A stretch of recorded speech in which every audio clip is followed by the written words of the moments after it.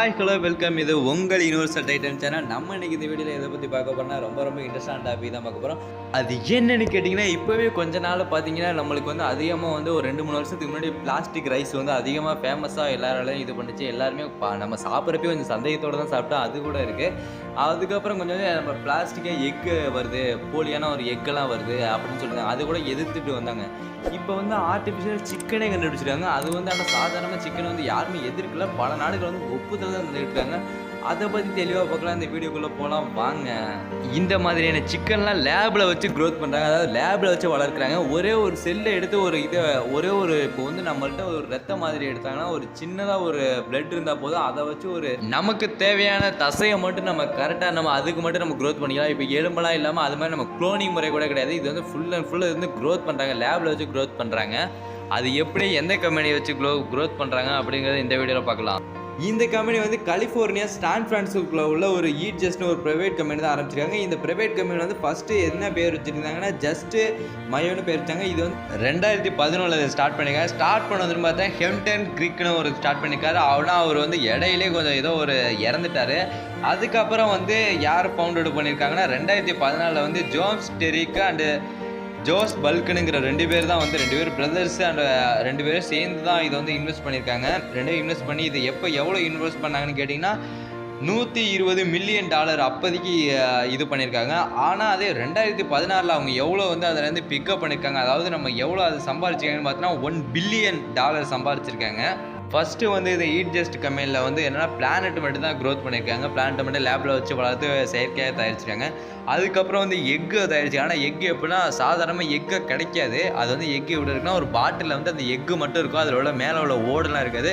Egg மட்டும் தனியாக பாட்டிலில் போட்டு அதை போட்டு மிக்ஸ் பண்ணி நல்லா ஏதோ இதெல்லாம் போட்டு செயற்கையான பொருள்லாம் கலந்து அதை எக்காக விற்பாங்க. அப்படி தான் ஃபஸ்ட்டு கிடச்சிருச்சு. அதுக்கப்புறம் என்ன பண்ணாங்கன்னா இப்போ தான் புதுசாக வந்து என்ன பண்ணியிருக்காங்கன்னா ஏன் நம்ம சிக்கனை உருவாக்கக்கூடாது அப்படிங்கிற ஒரு பிளானில் தான் புதுசாக வந்து செயற்கையாக சிக்கனே உருவாக்கிட்டு இருக்காங்க. அந்த சிக்கனை வந்து ஃபஸ்ட்டு வந்து எல்லா நாடுமே எதிர்த்துட்டு இருந்தாங்க. இது ஃபஸ்ட்டு எதுக்காக கொண்டுட்டு வர்றாங்கன்னு பார்த்தீங்கன்னா உயிரினங்கள்லாம் கொல்லக்கூடாதுன்னு தான். ஃபஸ்ட் நம்ம பிராய்லர் கோழி, இப்போ மாடு, பன்றியெல்லாம் எதுக்கு வளர்க்குறாங்கன்னா அதிகபட்சமாக வந்து உணவுக்காக தான் வளர்க்குறாங்க. இனிமேல் நம்ம அதெல்லாம் கொல்லக்கூடாது. ஏன்னா நிறைய பேர் வந்து இதெல்லாம் கொல்றது பாவம் அப்படிங்கிறதே சைவத்தில் இருக்காங்க. அவங்களையும் வந்து அசைவத்துக்கு கொண்டுட்டு வர்றதுன்னு கிடையாது. அவங்களும் நிறைய பேர் சாப்பிடாம இருக்காங்க. அதுக்கு என்ன காரணம்னு பார்த்தீங்கன்னா சாதாரணமே பல உயிர்களை வந்து கொல்லக்கூடாது, கொன்று நம்ம அதில் சாப்பிட்றதுனால நம்ம சாப்பிடக்கூடாது நிறைய பேர் நினச்சிட்டு இருக்காங்க. அதனால தான் இது வந்து ஃபஸ்ட் டைம் இது வந்து உருவாக்கியிருக்காங்க. இது வந்து பல நாடுகள் வந்து இதுக்கு வந்து எதிர்ப்புலாம் தெரிவிக்கல. இது பல நாடுகள் வந்து ஒப்புதல் தெரிவிச்சிருக்காங்க. அதில் முக்கியமாக ஃபஸ்ட் டைமே யார் ஒப்புதல் தெரிவிச்சிருக்கான்னு பார்த்தா நம்ம சிங்கப்பூர் தான் தெரிவிச்சிருக்காங்க. சிங்கப்பூர் வந்து அதாவது 2020 டிசம்பர் மாதம் வந்து ஃபுல்லாக வந்து அப்ரூவல் கொடுத்துட்டாங்க. அது வந்து அடுத்த வருஷத்தில் சிங்கப்பூர் முழுக்க வந்து விற்பனைக்கு வரும். ஆனால் சாதாரணமாக சாப்பிட முடியாது. ரொம்ப எக்ஸ்பென்சிவாக இருக்குது. அதோட காஸ்ட் வந்து ரொம்ப அதிகமாக இருக்குது. நம்ம இந்திய ரூபி எடுத்துகிட்டே கிட்டத்தட்ட பல லட்சங்கள் ஆகுங்கிறாங்க. அந்த பீஸ் ஒரு டப்பா வாங்குறோன்னா அந்த அவ்வளோவுக்கு ரொம்ப அதிகமாக இருக்குது. அதனால இப்போதைக்கு வர்றது ரொம்ப கஷ்டம். நம்மளாம் வாங்குறது ரொம்ப கஷ்டம்.